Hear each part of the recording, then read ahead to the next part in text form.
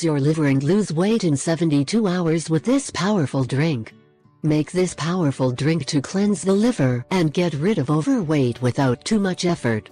When the body is full of toxins, the liver cannot perform its functions normally. In this case, the process of losing weight is significantly slower and you gain more and more weight. People do not know that the liver is probably the most important factor that decides whether to lose weight or not. Moreover, the liver also decides whether it will be for a long time or not. That is the reason why people do not lose weight despite their great effort. If you are one of those people who want to lose weight, then try this recipe and detoxify your liver completely. Consume this drink for 4 days and cleans the liver of the toxins and dirt that live inside it. How is it used? 1. Consume this drink 3 times a day for 4 days. 2. Avoid heavy meals during these 4 days. 3.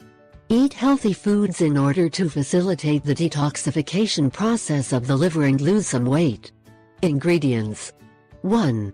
4 lemons. 2. 2 cups chopped parsley. 3. 2 celery. 4. 1 liter of water. Instructions: 1. Put the lemon juice, parsley and celery in the blender and blend. 2.